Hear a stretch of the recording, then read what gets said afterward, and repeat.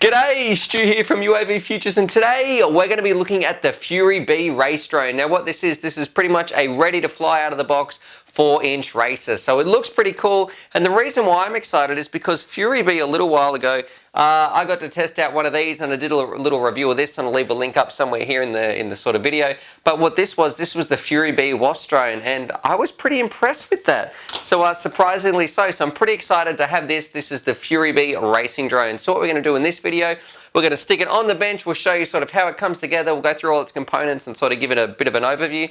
And then in part 2 of the review, which will be another video a bit later on, I'll take it out and get it flying in the field and rip a few packs through it. Anyway, enough rambling from me. Let's stick it on the bench and get started. Okie dokie. So here's the FuriBee on the bench. And look, when it's on here, the first thing that just really frustrates me, have a look at this. Why is this up the top here? That is just asking to get snapped off when you've got your antenna on here, because it does come with a circular polarized antenna, which is pretty cool, but to be honest, I'm not the biggest fan of them anymore. I am loving the whip antennas, but sticking this on here, why is this on the top? Because I can just imagine myself hooning along, hitting a branch, and that's going to be snapping off. So that part is very, very frustrating. Anyway, let's move on with the rest of the build. We'll probably look at the whole frame itself, and then we'll start at the outside, looking at the components and work our way in. So looking at the frame, this part's very interesting. On the bottom, you've got some 4mm thick carbon fiber, and it is like 180mm from motor to motor. It's designed to rock some 4-inch props, and the props that you get, there are these ones right here.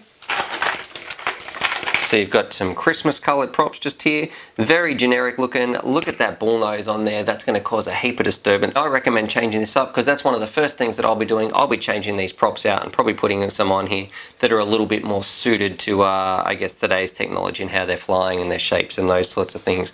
Now, let's jump in, and the top part of the frame, this does bug me. Is this different? Is this carbon fiber? I'm not sure, because it definitely looks like there could be a different color in the middle, and I don't know if you guys can see that or not, but in the middle there, I don't know, is this part real carbon fiber? I do have my doubts. Is it, or is it just one of that fiberglass in the middle with carbon fiber on the outside, which would be a shame, because that stuff is a lot weaker than pure carbon fiber. The bottom, definitely one color, and in all the cutouts and everything, it definitely looks like it's just one solid piece.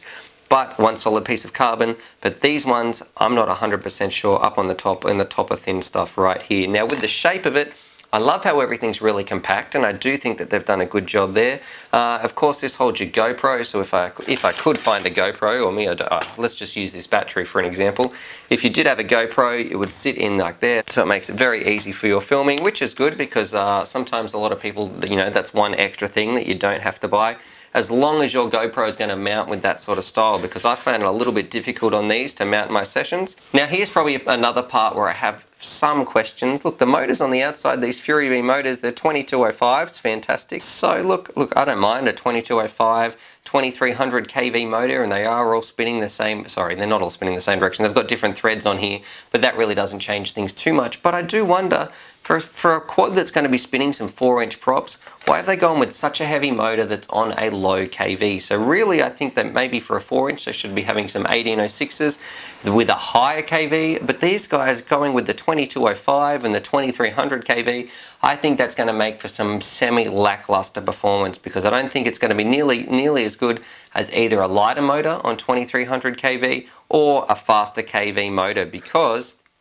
these really excel at 5-inch props, and you really, for spinning a 4-inch prop, it's way too heavy and the kV is too low. So that's one thing that I do have a little bit of an issue with.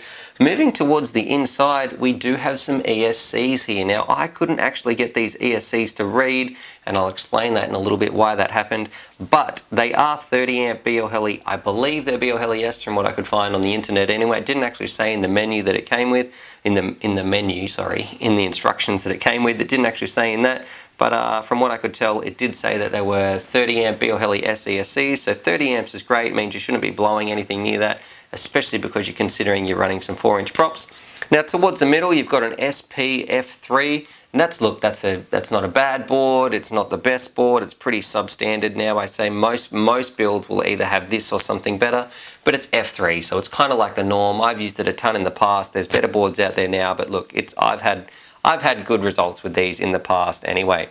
Now this board, this is where I do have a major issue, and probably my single biggest issue with this quad, besides the top part on here. This is an easy fix and so is this, but they're so simple. Why haven't they done this in the first place?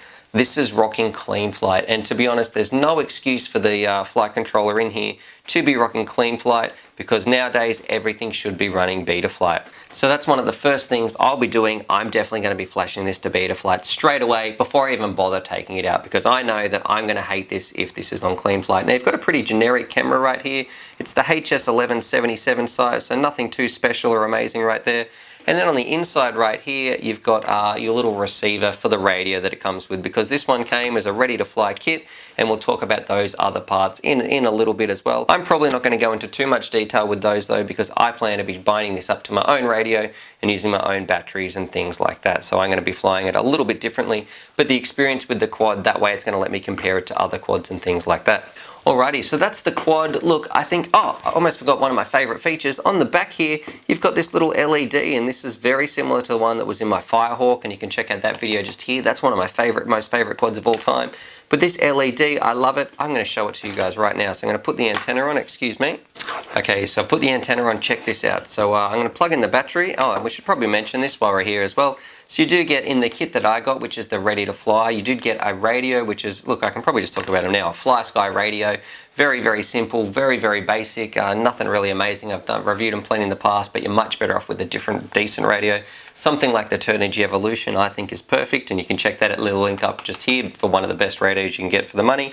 But the battery they send you is a 1500 milliamp 3S battery that's rated at 30C. So it says high discharge. Probably not really. I'm not sure how, batteries are hard to tell. 3S battery is just a normal 3S battery as far as I'm concerned. I'm probably going to be running mine on 4S, because this thing can definitely handle 4S. Rightio, let me plug this in and show you that feature that I was so excited about. So we're going to plug it in right here. Please no smoke, because this is the first time I've plugged it in. Alrighty, so I thought these LED... Alrighty, so I've just had to cut here because, look, I have plugged it in, but it's going to make a terrible beeping noise because it's got a buzzer built in. So what I'm going to do, I'm going to mute it, but basically one thing I do love is when you plug this in and you can switch these little dip switches just here, it's really easy to change this nice big LED, what color you want it to set. So I'm going to plug it in and show you just how easy it is, and I'm going to mute it though, because definitely you don't want to be listening to this thing beeping. Alrighty, so here they are. Everybody loves big, bright, colourful LEDs, and with the dip switch on the back, it makes it super easy to change the colour that you like. So I really like that feature. So yeah, I really, really like that feature of just how easy it is in the field to actually, look, maybe not find the colour you want. It might take a little bit of experimenting and a little bit of mucking around. But I think it's awesome of just how simple it is and how easy that is to wire up. Well, you don't even have to wire it up, but how easy it is to change the color that you like when you're racing with your friends. Now, just a few final little touches and some things that I probably don't like. So I did mention I'm going to be swapping out the receiver, but I don't like this part here. So let me unscrew this antenna so you guys can get this in focus a little bit better. I don't like this part here. It's direct soldered into the PDB, which is on the base. And I think in a really hard crash, if this battery gets jettisoned, and it does come with this little sort of battery protector right here, which I think a lot of people will appreciate, and it's nice to have a little extra even if you're not going to use it. But a really hard crash, this thing's going to jettison the battery if you're unlucky, and it might snap your PDB, whereas if this had a little bit of wire, it might have a little bit of flex in there, and you might find yourself, because of that, you don't have to replace it. Because it's direct soldered in like this one, it might actually snap it off and snap some of this plastic. But overall, I think there's some things that I'm really happy with and some things that I'm not happy with. I actually can't wait to change it, because I think look, they've got a lot of things right, and with a few little alterations, you could have yourself a really, really decent quad. So that's probably what's going to happen in part 2 anyway. Rightio, so there it is. There's my first look at the FuriBee or the 180 FuriBee Racing Drone, and I've got to say this one's really hit and miss. Like there's a few things that could be done to this to make it so much better. So I guess on the positives, I like its little compact design. I like the frame. I like the flight controller, and look, the VTX is fine. I love the LEDs on the back.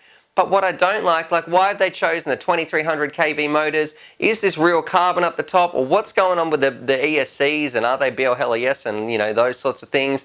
And why have they stuck the VTX up here instead of just being they've been a little bit lazy, and why didn't they stick it in the middle? And the biggest thing It's running clean flight. Why on earth did they make it run clean flight when they should have just, these things should, or nowadays there's really no excuse, everything should be coming out with at least beta flight flash to the board.